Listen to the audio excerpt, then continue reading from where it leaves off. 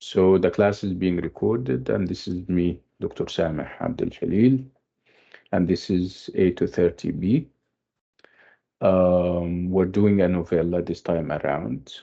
We started off with a full novel, which was Wuthering Heights, and then we moved on to a medium range novel, which was The Sign of Four, and now we're doing a novella.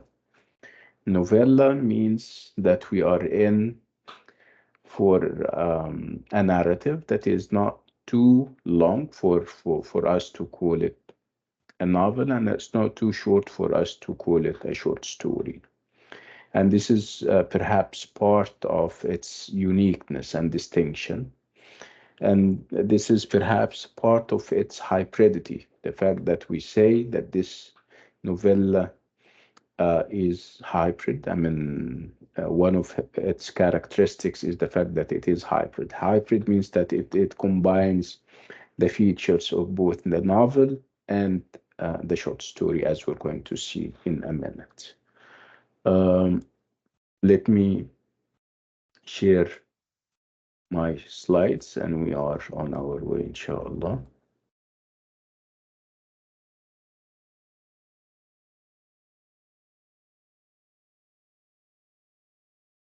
Okay.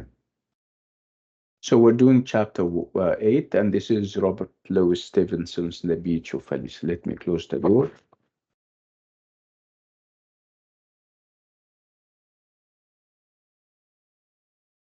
Okay, so the work that we're referring to is The Beach of Falesá.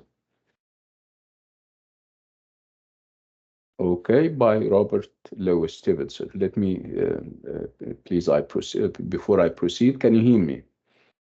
If you can hear me, please raise your hands. If you can hear me. Yes, good. Mumtaz. Mariam, hi, how are you? How is everyone? Rania and Hi, doctor. Good morning. a very good morning to you. So like I said, we're doing The Beach of Falesá, which is a novella. The Beach of Falesá is a novella. Novella means that it's not a novel and it's not a short story either. Um, Again, it's by Robert Louis Stevenson. And Robert Louis Stevenson is a very famous writer. When I say Robert Louis Stevenson, does the name ring any bells? Anyone? Everyone? Stevenson? Robert Louis Stevenson. Are you familiar with Oh, no. things? Yeah, treasure, treasure what are some of his works? Uh, He's very famous. He is all over the place. He's famous for his sensational adventure packed, I mean, stories, especially for children. جزيرة الكنز, for example, if you're familiar with it. المخطوف, this is another one. So some people have done them, or they have read them, or somebody read them uh, for them when they were kids. So what I'm trying to say is that Robert Louis Stevenson is a very famous children's literature writer as well. So I would like us to look at, of course, he is a 19th century writer, and he is also Victorian.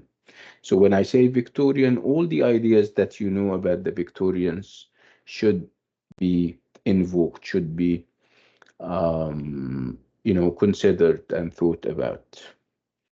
So Victorian, so home, abroad, home, the ideas of security and safety and respectability, traditions, and all those kinds. And abroad would mean whatever is foreign, whatever is strange, whatever is perhaps violent, whatever Uncanny. uncanny, and all those kinds of things. Okay, so let's look at the title, The Beach of Falesá. So obviously, when I say beach,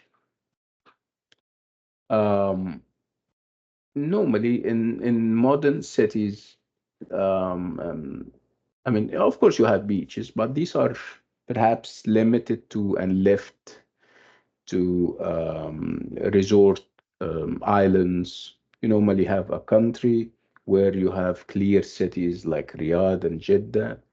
And in Riyadh, for example, you don't have a beach or you don't have.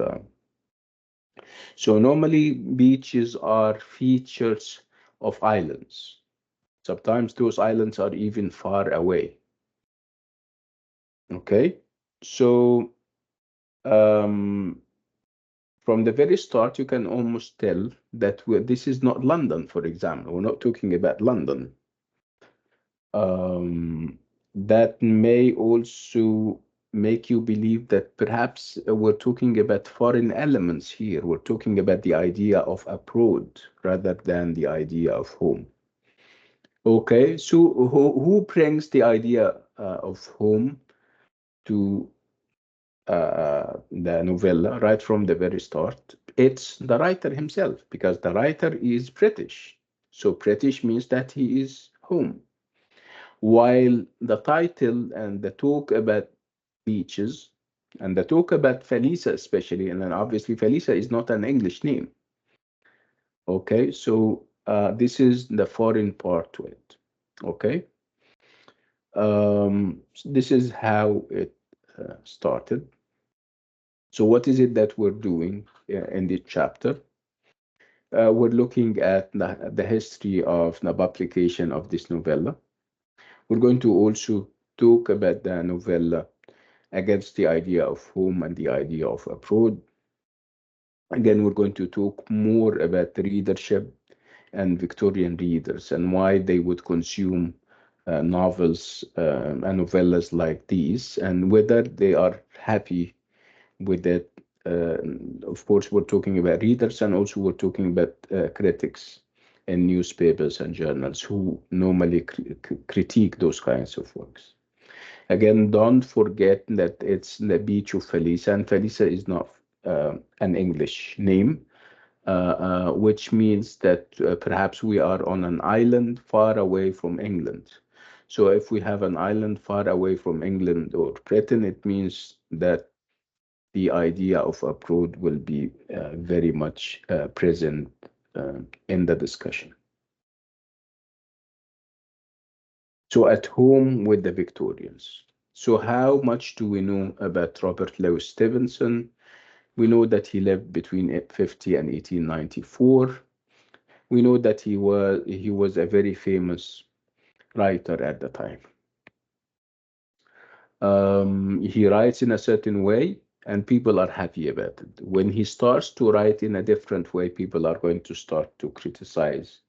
So, as a writer, he was very famous and popular because he used to write adventure stories, things that would appeal to children, things that would also appeal to young adults and adults. So he was famous already. Uh, Towards perhaps the end of his life, he decided that I need to do something different. I need to go somewhere that is not British or English, explore new territories. And this is exactly what he did. He traveled all the way to the Pacific Ocean, and he decided to call it home, to stay there. And he started to write novels and short stories and novellas. Um, and those novellas and short stories and novels reflect the new environment that he now lives in. So, what do we know about Stevenson? We know that he was born in Edinburgh, in Scotland, in 1850. We know that he is from an upper middle class Scottish family, which means that they were well off or rich. Um, um, he moved, typical of, I mean, families. He moved to from one place to another, and they moved to this part of town that is very rich, and it became his residence until 1880. Um, as a child, he was sick. He was sick most of the time. He has issues with his lungs. So if you have a child who has issues with his lungs, he is confined to his home. He never goes out. He cannot, for example, play with the kids, run with them. He did. Sometimes he was even withdrawn from school. So if you have a kid who has nothing to do, the kid would, because of his sick condition, he would think. So what did Stevenson do? He started to read, and he started to read very extensively. He started to read stories and things. And of course, he has a governess, or he has somebody who takes care of him. And this lady used to read the Bible to him. Those are things that are going to shape his personality and is going to contribute to his talent as a writer. So again, we're talking about a child whose family is rich, but he is sick, and he is most of the time at home. So at home, doing what? He is going to fill up his time with reading. And this reading is going to expand his horizons, is going to also enrich his imagination.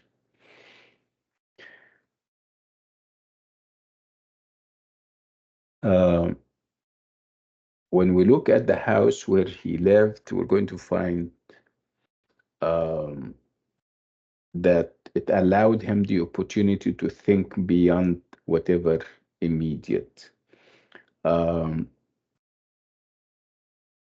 it's obviously a big house, and it overlooks the city, and so it gave him perspective. It gives him the opportunity to look behind what is in front of his eyes. So looking out of the window from Stevenson's nursery room, you can see a body of water, uh, the Firth of Forth beyond the docks at Lear. This was obviously a coastal city that he used to live in, where there were ships going and coming. And again, when you have ships and boats, it means that you're talking about people coming from different places, which would also allow you to kind of feel comfortable with them.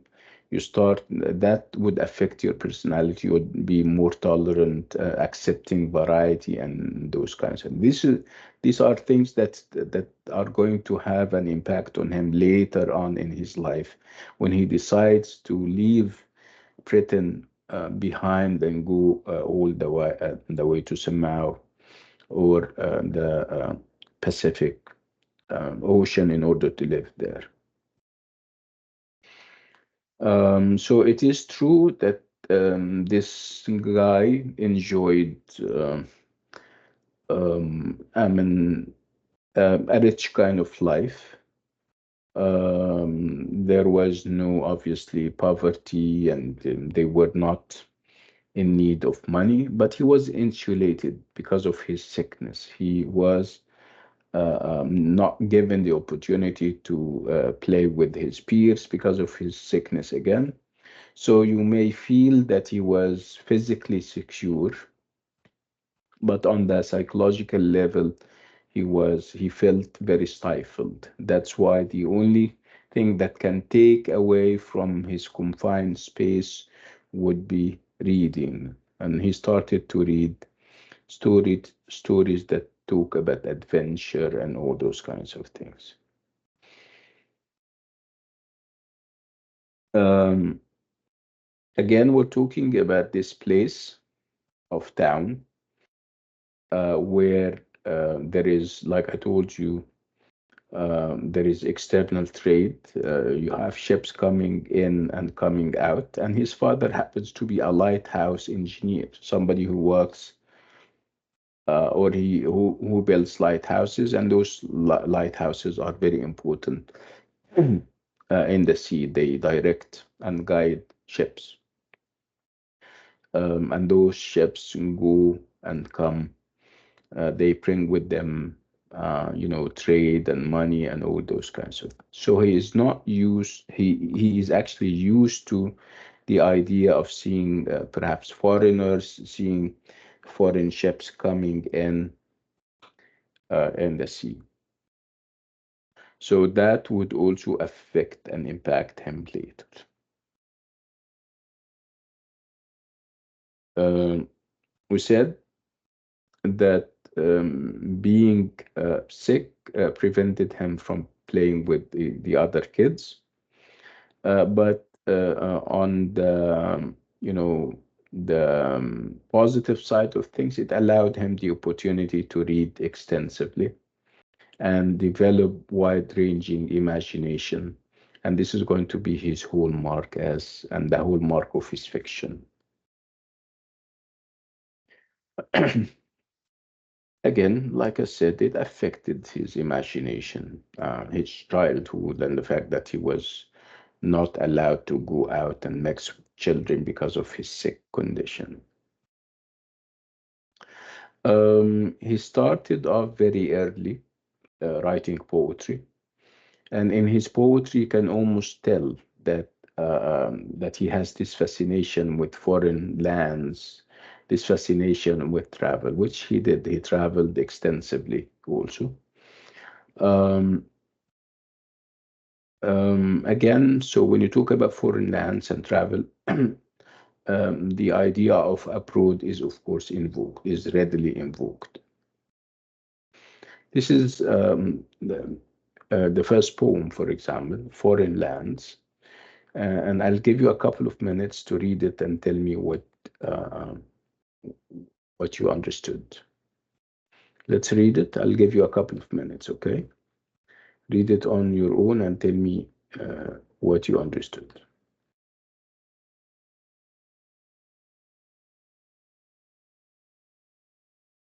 Am I sharing my slides? Yes, I am.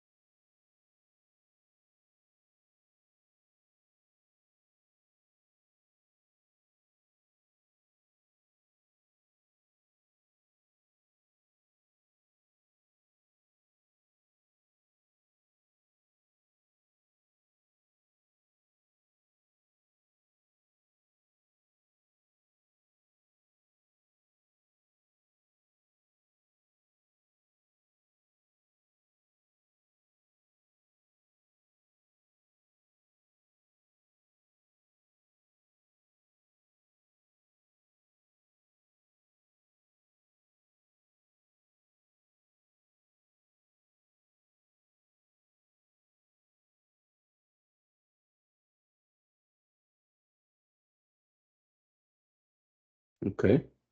It's a very straightforward piece uh, of work. Of course, it's a poem. And as you can see, um, what can you see? What did you understand, if any? I know poetry needs to be read a number of, but what kind of impressions did you get? I'm asking everyone. His wish to be aboard, To be a bird or to travel abroad, abroad. to travel a boat? Yeah, He has a wish, but it's not about being a boat. The wish is to go to foreign lands. He now, he or his persona, the poem, in the poem, he is trying to climb a tree. And why would he climb a tree? In order to pluck fruits, for example? No, because it's adventure and exploring. yeah, because when he goes, it's a very advanced level where it would allow him to see beyond the immediate. And what does he see? He sees foreign land. And what does this foreign land has? It has children playing. You have all sorts of nice things, according to him. So he says, up into the cherry tree, who should climb but little me? It's me that climbed this cherry tree. And I held the truck with both my hands and looked abroad in foreign lands, as if when you climb a tree, you can see foreign lands. So this is, of course, an exaggeration. It's a nice one. If anything, it tells you that he likes it when yeah, I mean, he imagines being in a foreign land. What did he see, or what does he see in this foreign land? I saw the next door garden lie. Garden, and this garden is decorated and is full of flowers and many pleasant places that I had never seen before. Why? Because it's a far away place. It's a place, it's not where he lived. What else does he see? He see rivers. Um, he sees also dusty roads because these are places perhaps primitive, perhaps it's with the people tramping into town. If I could find a higher tree, okay, so next time perhaps if the tree is higher, I could go further and further and see what is it that I expect to see. I expect to see grown up the grown up river slips into the sea, and then again you have children who dine at 5, and you have playthings. So the bottom line here is that we have somebody whose imagination is very rich, who does not like it when he sticks around, who likes adventures. He wants to go to foreign places and perhaps stay. And this is exactly what he's going to do towards the end of his life. Like I said, he is going to leave Britain altogether and go and live in Sameh. And the Beach of Falesá, the novella that we have, is actually one of the things that he produced while living in the Pacific Ocean.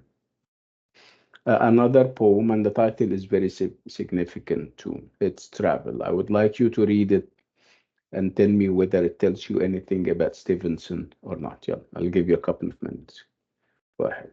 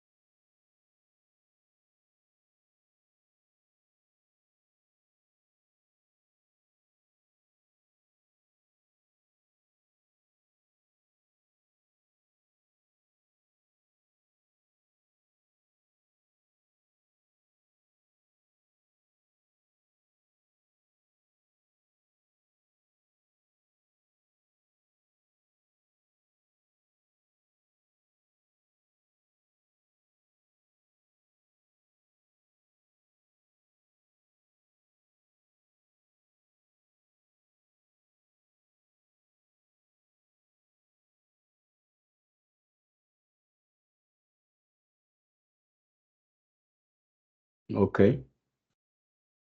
So, what do you think of this poem? Does it reinforce our impression about him that he wants to travel and he wants to see the world, or is it different? Yeah, it is the same. Mhm. So again, you have reference to also foreign lands, to foreign places. We move between we have this talk about mosques and minarets. Obviously, we're talking perhaps about the Middle East, the Muslim world. And then you have the Great Wall of China. You have this reference to Negroes, which means that perhaps he's talking about Africa. So you have in the we are in the spectacle of a man who likes. Remember, he's not too old. I mean, this is perhaps in the early years of his life. So he has this fascination with foreign travel. He has this fascination with meeting people from other cultures. So it wouldn't be a surprise for us when we see him writing novels and novellas whose setting is places other than England and places other than London. It would be a surprise for people of his time because they are so used to his novels where uh, um, part of the setting is England, part of the ideas are traditional and everything. Let's move on. This is actually the rest of the poem, but it talks about the self-same thing. This is perhaps more details about the places where the places that he wants to visit and what features they have.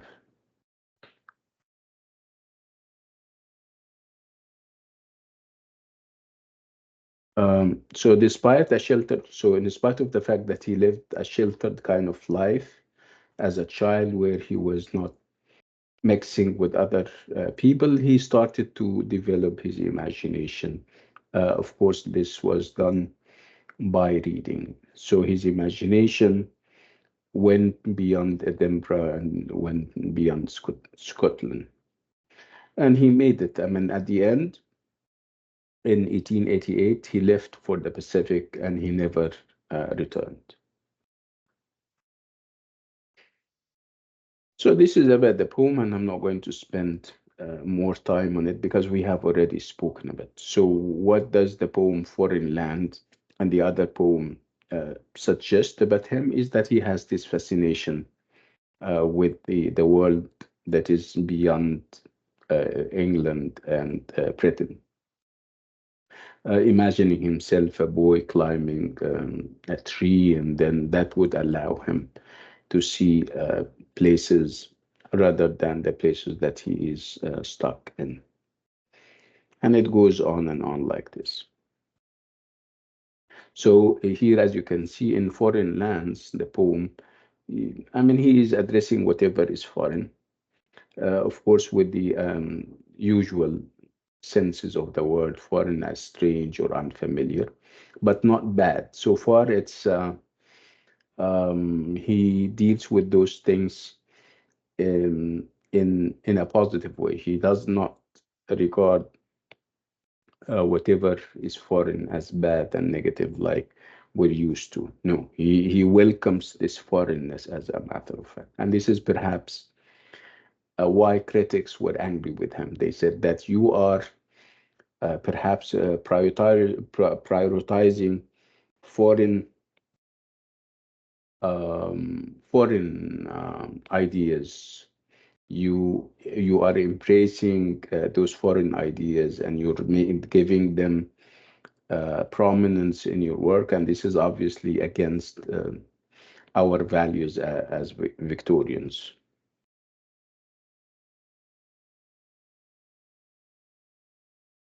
So, what do they tell us? Both travel and foreign lands. They tell us that this guy has a keen interest in the wider world outside the home, and obviously the home means his home, and it also means Britain.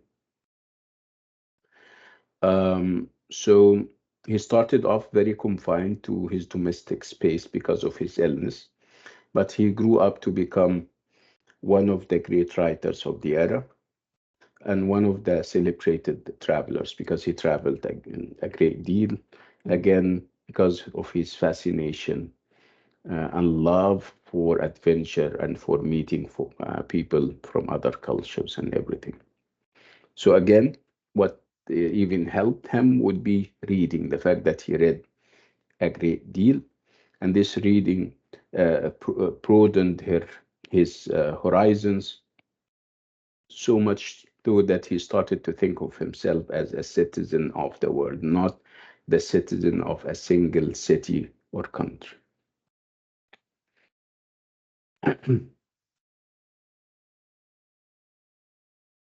Again, as you have noticed in the two poems, his language is very descriptive and very visual. Visual and very vivid. It describes the places that he wants to visit, and they happen to be exotic and strange. Again, for him, exotic and strange in a positive way, but for the critics, exotic and strange in a negative way because for them this is an attack on an assault on the Victorian values. So it's the Beach of Falesá that we're doing. Again, the title is very foreign. It's a beach, not the city or the town proper, and it's Falesá, which is not an English name, and that would bring in early on the idea of abroad, the idea of foreignness. Again, this is expected from Robert Louis Stevenson because we know him. We know his how fascinated he has always been with foreign lands, with travel, and all those kinds of things. So, how much do we know about this piece of work? We know that it is a long short story that is divided into 5 chapters. Okay, so what do we call it? We call it a novella or a short novel.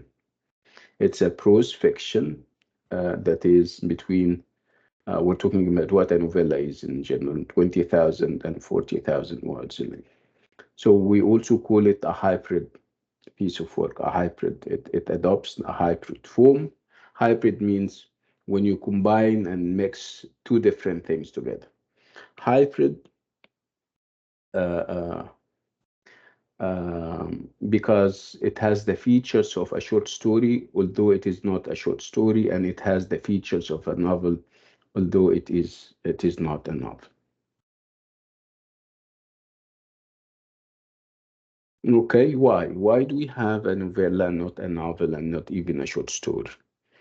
Okay, not having it as a short story because if it's a short story, it's going to finish and end very quickly. And remember, Victorian readers wanted more, wanted to read because they didn't, like I always say, they didn't have internet, no YouTube to while away their times with. So one way would be for writers to produce narratives and novels.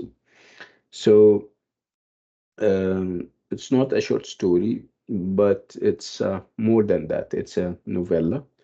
And the reason why it is a novella so that he can kind of cut it into small pieces so that it can be serialized. Serialized means that you pick up the newspaper and you find a part, and then the next week you have a second part, and so on. This is serialization, and it was very common during the Victorian age.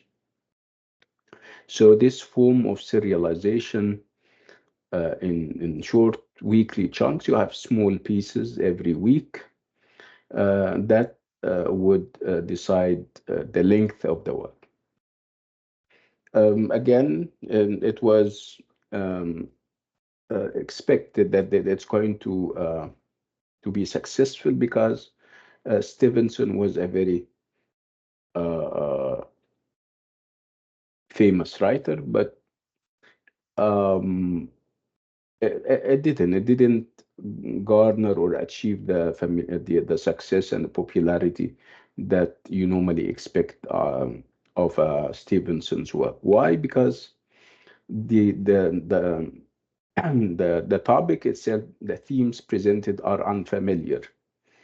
and the setting is foreign. The setting is, like we said, Falesá, which is not in England. So whatever is, if the topic is unfamiliar, and if the setting is not England or London, people would have their doubts. Even the title.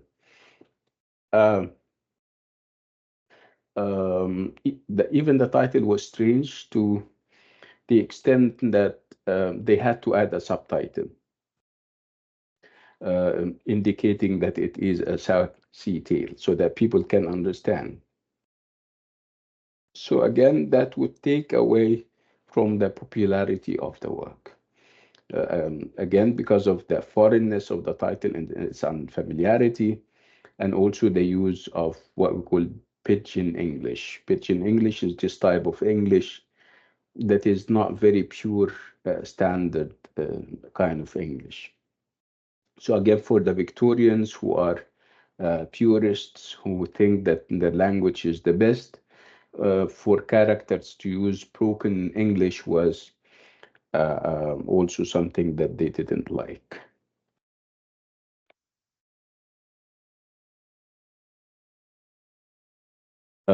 Even the content itself was very problematic and also took away from the popularity of the work. The content, like I said, um, is simply about a trader by the name of John Wiltshire, who um, i- goes to the Pacific. He is a Scottish trader.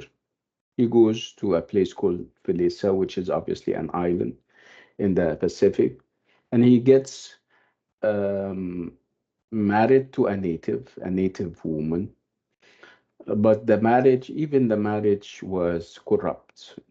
It was a false kind of marriage. He deceived her into this kind of marriage, and a marriage that was expected to kind of last for only one night. Obviously, this is not a proper type of marriage. So to have an Englishman engaging in dishonesty and engaging in deception was not something that Victorian readers accepted. So even the content, like I said, is very problematic. So um, in order to kind of modify that, in order to appeal to the readers, I mean, the editors of the newspapers in which this work was published serially started to talk to, they even took matters into their own hands, and they started to effect changes. First of all, they spoke about it and they said this is indecent to have or to write about false marriages and to present an Englishman as a deceiver is not a good thing.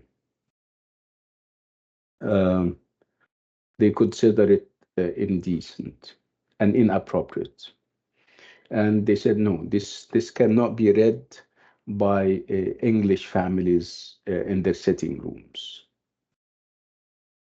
So what did they ask Stevenson to do? They asked him to change this part about the false marriage, but he didn't accept. He said, no, I will not change anything. So they started to change it themselves. Sometimes they would omit it or not refer to the marriage at all. So obviously he was very angry. He was very angry. And when he got the chance to publish the novella in a book form, he brought back this idea of false marriage.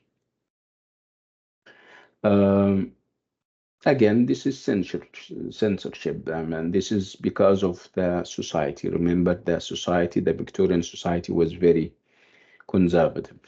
They have values, and they made sure that the novels and the literary works have to follow those values and have to honor and respect them. If you don't respect them, you are not likely to make it as a writer. And if you insist, we can even censor your work, and we can cut those parts that we don't approve of. Again, what is interesting about the Beach of Falesá is the fact that it's a hybrid form. Spoke about it being hybrid. Hybrid means it mixes different things together. We spoke about its hybridity when we said that it has and it combines the features of both the novel and the short story. And that's why we call it a novella, because it's not too long, like I said, for us to call it a novel, and it's not too short for us to call it a short story. So it combines the features of both, and if it combines two different things, it means that it is hybrid. Part of the also the hybridity of this work is its form, the fact that it has both realism and romantic elements to it. So the Beach of Falesá is a hybrid work, not only because it's too short to be a novel and too long to be a short story, but also because of its content. The fact that it mixes, like I said, realism with romantic and poetic moods. Again, what makes it even hybrid would be the idea that it has elements of the supernatural. So supernatural would make it gothic, right? Romantic would make it romance. Realism would make it a realistic piece of work. So how many different things we have? That's why we're calling it hybrid. We have supernatural, romantic, poetic, and realistic. Four features that would contribute to the hybridity of this piece of work: realism, um, romance, poetry and poetic, and the supernatural. So as you can see, Stevenson is experimenting with different genres and styles of writing.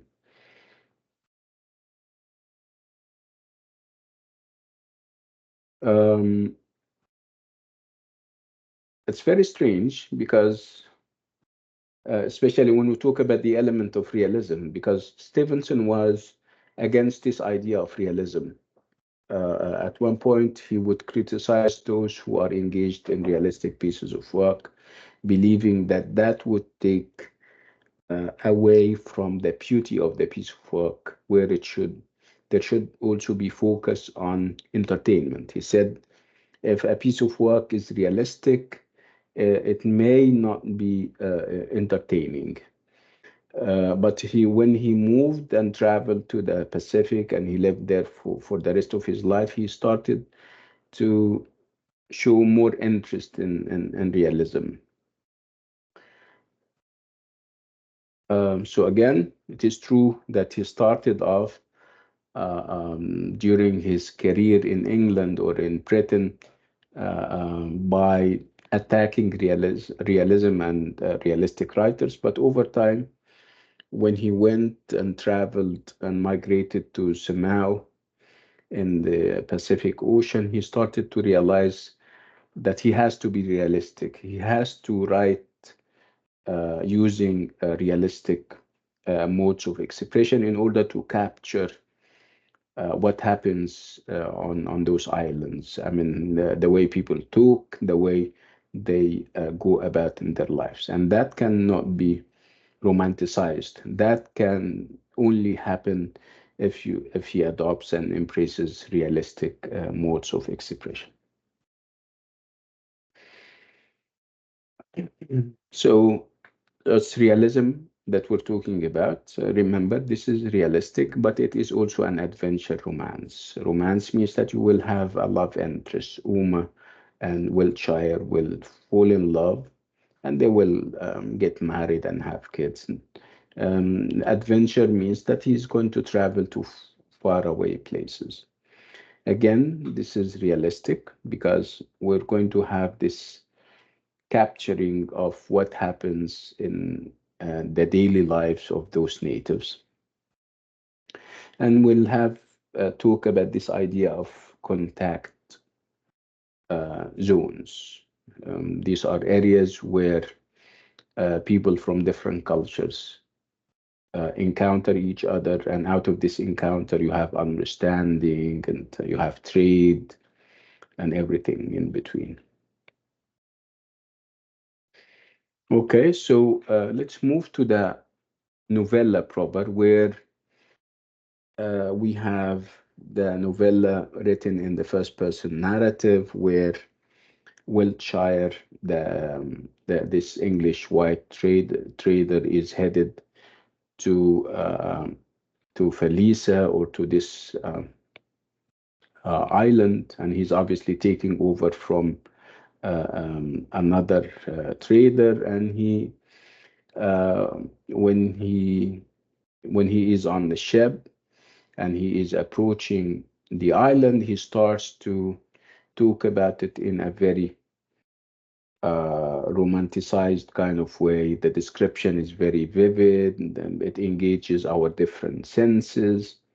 So the start is very romantic and very poetic, and over time it will become realistic um, when he starts to talk about the real issues that English traders have on the island, and also the real issues that the natives have in their daily lives and everything. So see, this is how he starts talking about the island, and obviously it's going to be a romanticized kind of description, um, not realistic in the least.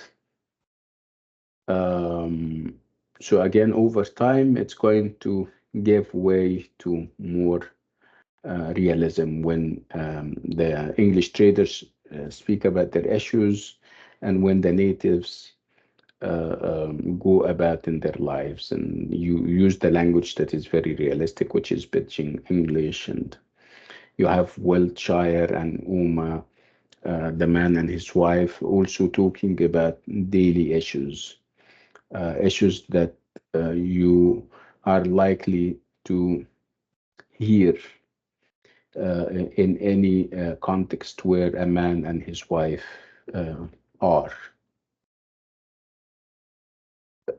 So the opening paragraph sets the scene for his British readers. Again, we're talking about a Pacific island on the other side of the world. How romantic and how adventurous. Now, that would also be very strange for British readers. So, and he moves from whatever is general, talking about the experience itself, talking about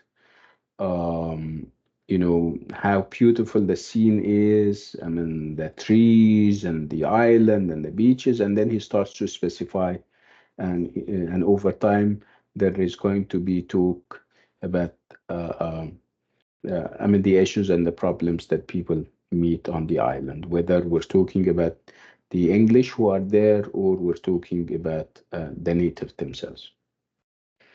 So we're moving from the world of the imaginary paradise island to the often grabby reality of the life of the 19th century foreign trader in the Pacific.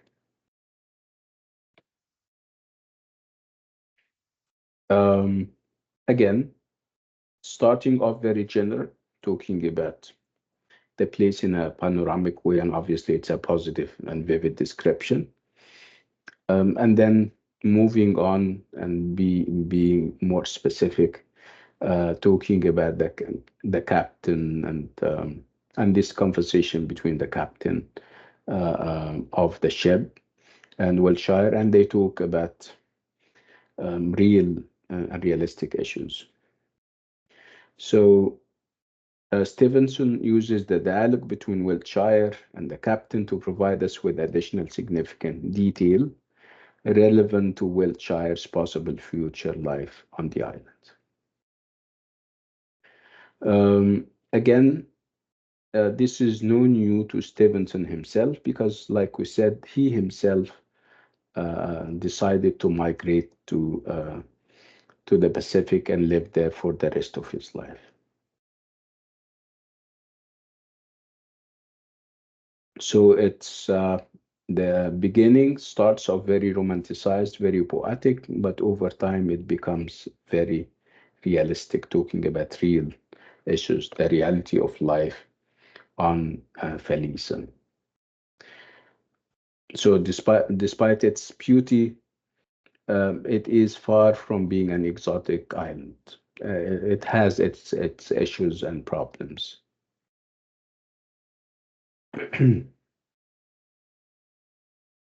So what do Stevenson regulars or regular readers expect? They expect him to talk in a romanticized, adventure-packed way about this foreign island.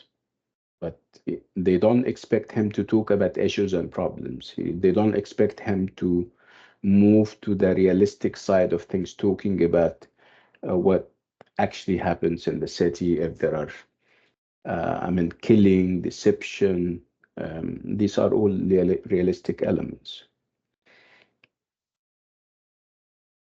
So again, it's realism, and it's a realism of a new type. So what makes it a new type of realism is that normally when you have a British writer, he talks about what happens in London, what is realistic about London. For example, if you still remember when we did the Sign of Four. So realism in London, it's about the property that they have in their houses, the kind of life they live. Here you have realism, but it's the realism of the natives in a foreign land. This is obviously new to the British readers. So we're talking about a new and a developing Pacific society.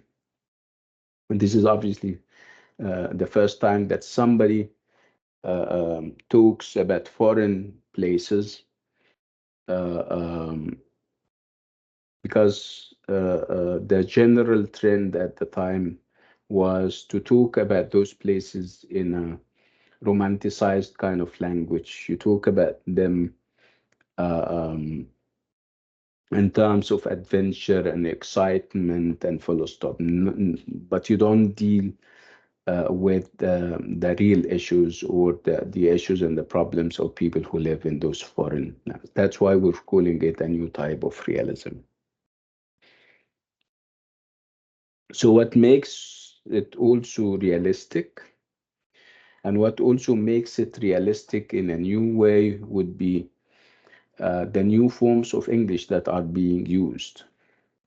So realism in mainstream English novels, in Wuthering Heights, has to do with the language that people use, which is obviously proper English. English.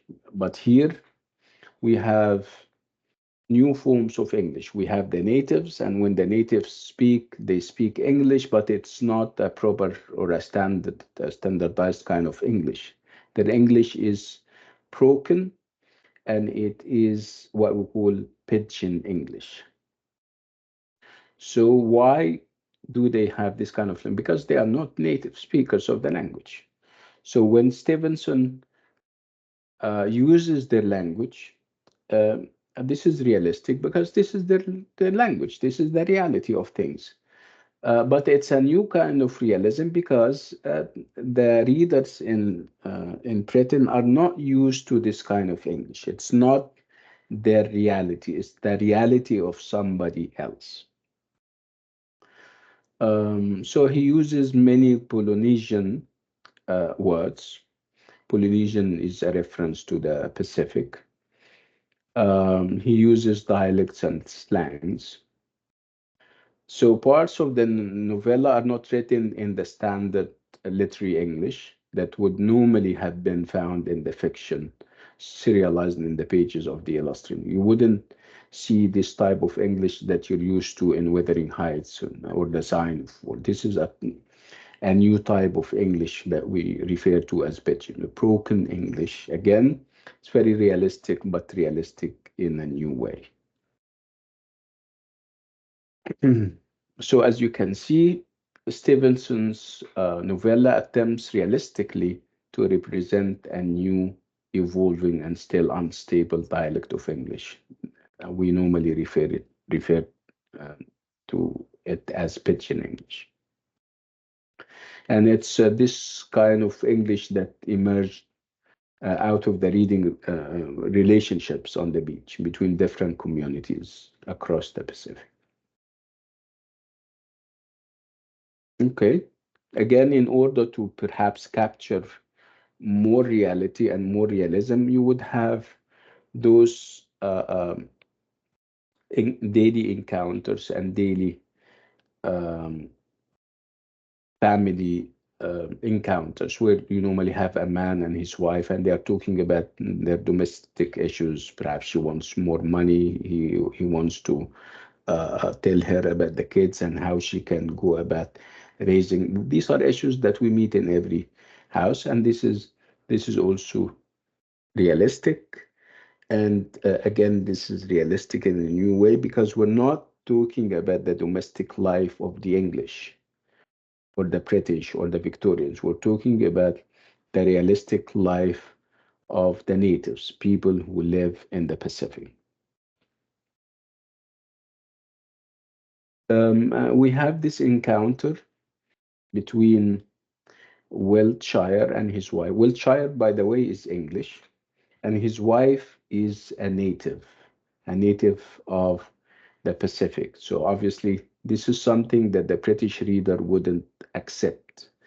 According to Victorian values, if you're English, you get married to an English woman, or an English woman gets married to an Englishman. So to have Wiltshire, who is English, getting married to a non-English lady from the natives was obviously bringing a fraud into home or assaulting home and attacking home using fraud elements. Again, we're here focusing on the idea um, that those guys, I mean, the man and his wife, are talking about real issues. I mean, the Bible, for example, and reading the Bible. And she brings in talk about the efficacy of the Bible when we talk about the spirits. So she's bringing in her culture, and he is bringing in his culture, and they are talking about this is very realistic.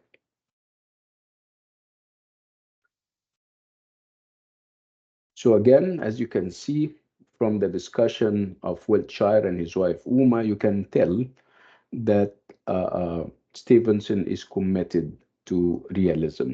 As you can see, he is giving us here an everyday marital or marriage encounter or argument between a man and his wife, which is very realistic, of course.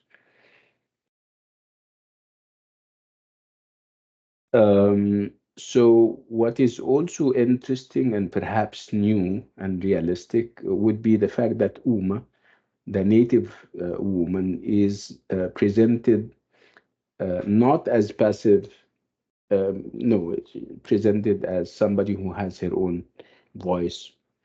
Uh, she is very daring. She follows her husband because she senses that something, a danger is gathering and is impending.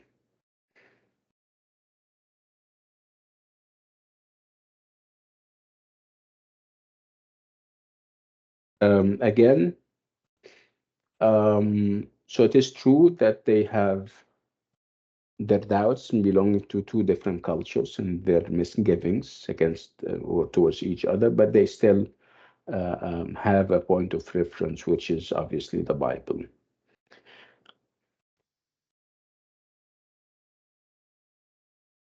Again, if anything, the Beach of Felisa, with this kind of interracial kind of marriage, it reveals how interconnected people from different cultures can be.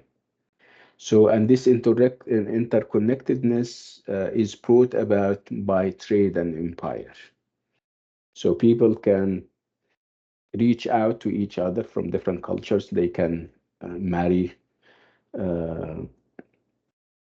into each other's culture and everything. So obviously, this is very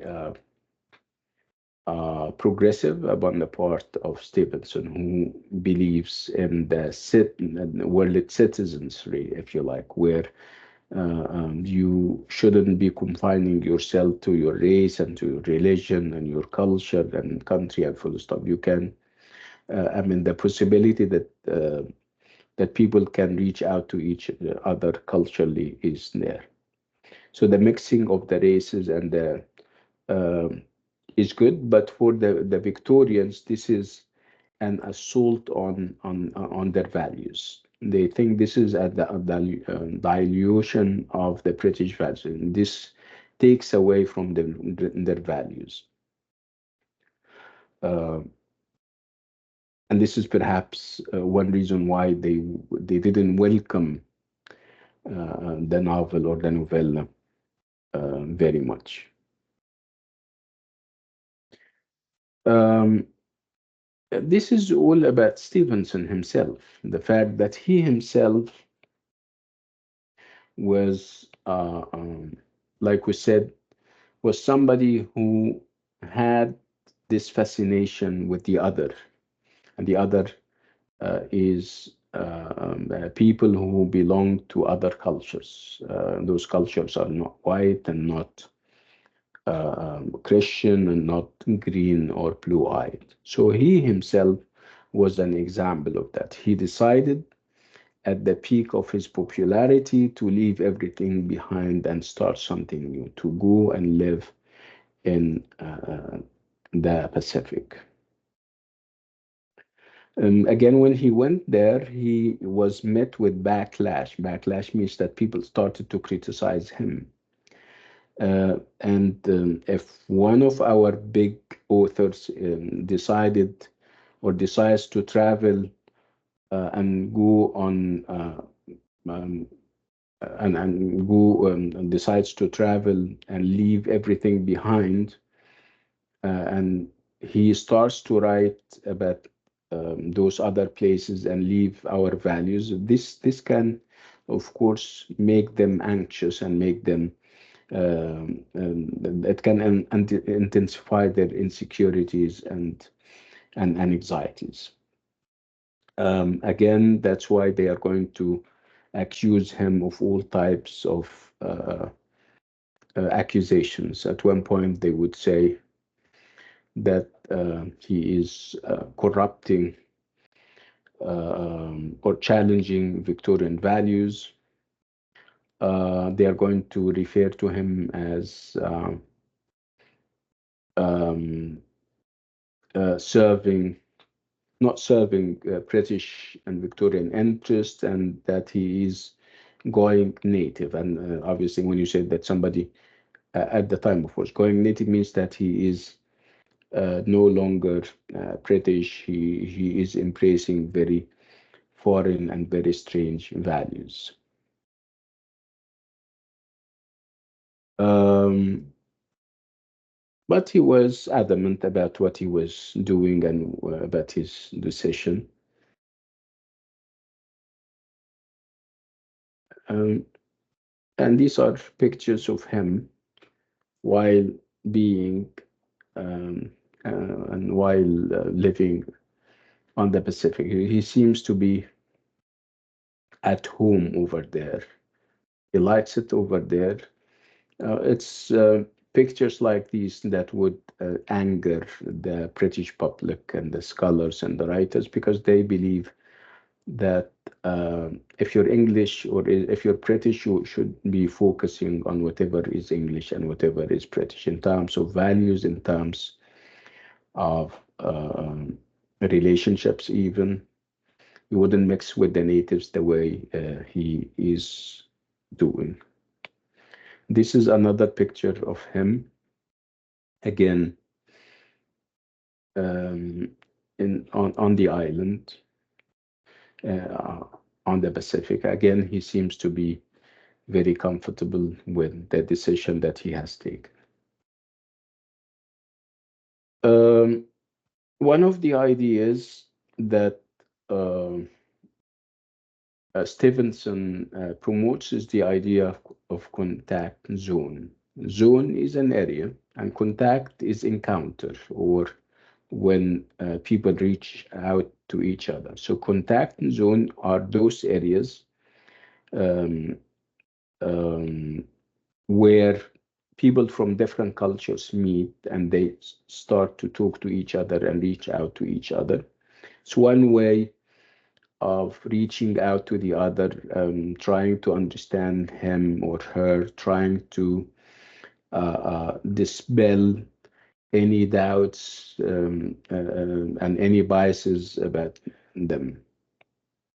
So, he would engage, he himself and the works that he produced would engage with other people, people's other cultures and places.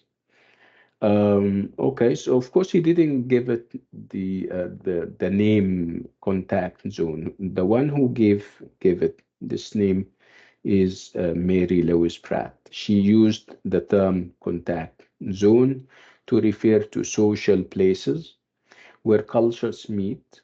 They meet, they clash, they grapple with each other.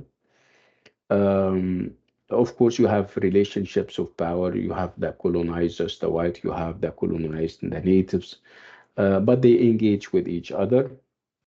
And what comes out is some kind of uh, coexistence where they come together and they try to kind of understand each other. Whether they succeed in that or not, this is perhaps the subject of another day. But the focus here is on the idea of encounter, the fact that they meet, and when they meet, they have all types of uh, engagement. It can be meeting where perhaps they can people can get married to each other. They can even clash. I mean, I have my culture and you have yours, but at least we're reaching out. We're trying to reach out.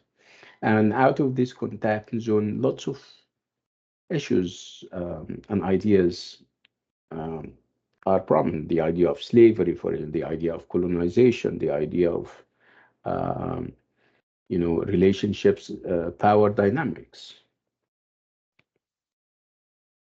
See, these are all illustrations, and the pictures, I mean, has all types of races. You have the white, and the Caucasians. You also have those who are dark and black. This is another contact zone where, as you can see, you have people from different races.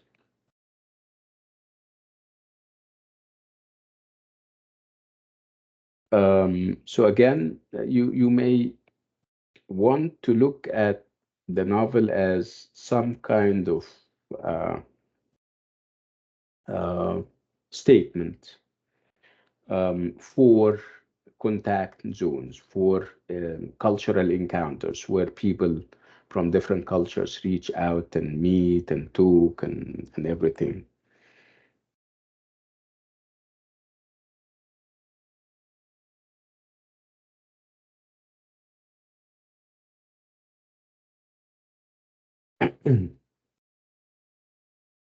um, Again, we shouldn't be losing sight of the fact that for mainstream British readers, the novel is kind of is an assault on an attack on mainstream British values. British values is about conformity. You follow the traditions.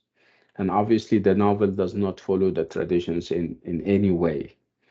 One way would be this idea of interracial marriage. Interracial marriage was not accepted in British society. You cannot remember until the very end. Uh, um, Heathcliff was not accepted in any of those family circles that he was in. He didn't get married to Catherine, for example, because he is perhaps of a different ethnicity. He has unknown origins and all those. So that's the same thing here.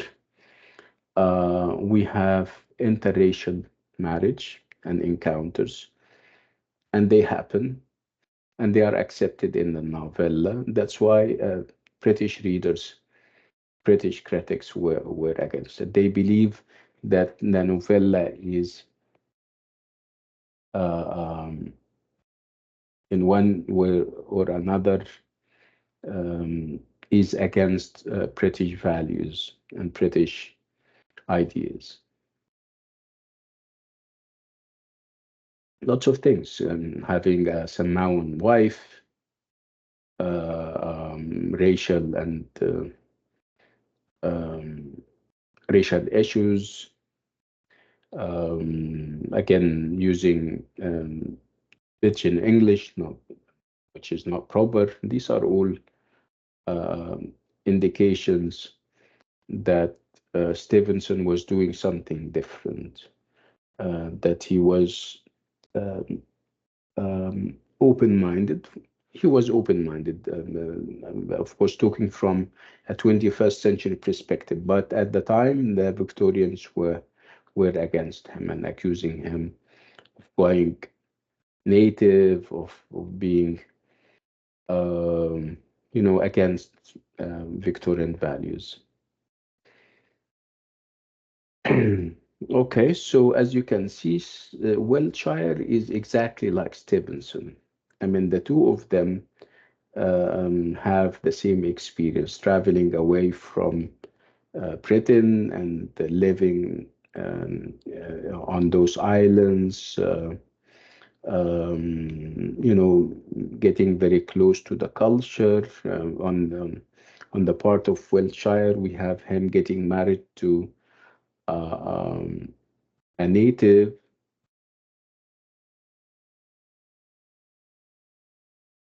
You can see these are all pictures that would show you that uh, Stevenson seems to be at home on those islands, exactly like Wiltshire, who got married to a native from there, or got married to a native from there.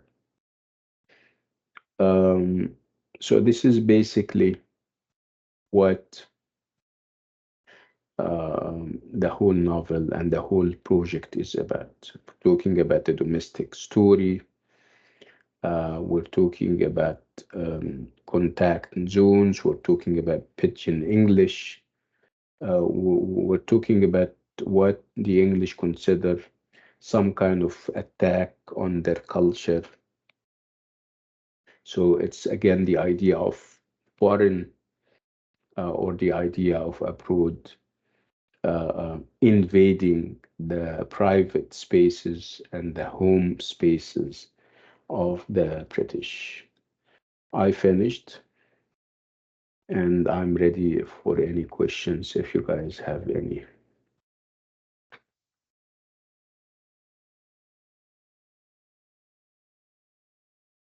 Do you have any questions?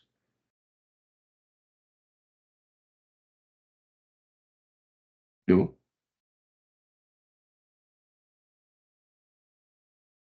Okay, I'll take it as an.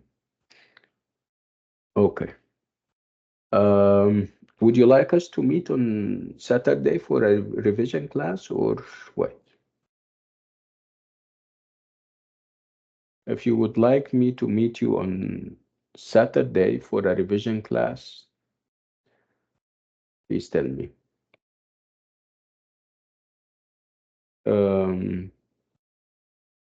Do you have, I think you have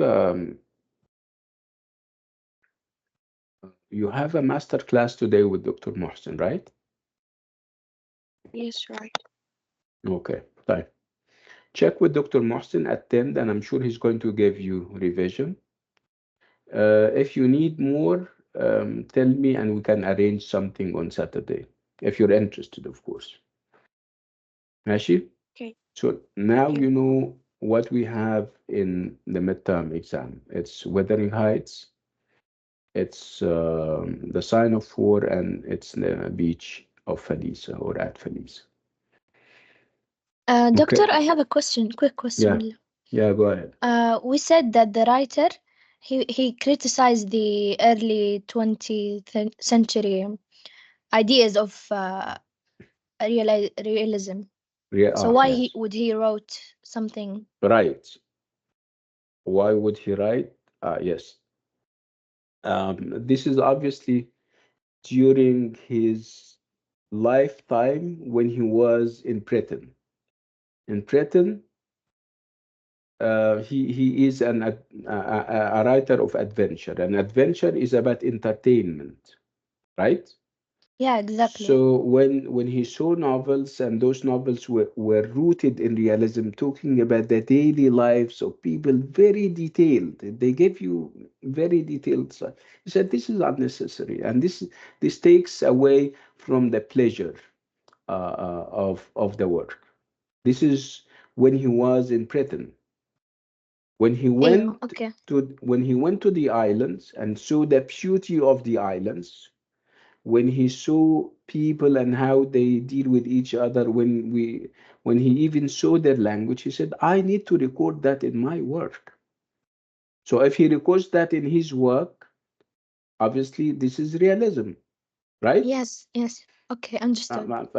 He changed, see. But his realism, make no mistake about it, his realism is obviously different from theirs. His realism is a new type of realism because the people are different, Yeah. the values are different, the setting, the place is different. Okay. Hi. On this note and with this item, we come to the end of today's class. Thank you so much, and I'll see you inshallah. Thank you. Salam alaikum. You're welcome. Bye bye. عليكم السلام. Thank you, doctor. Salam alaikum.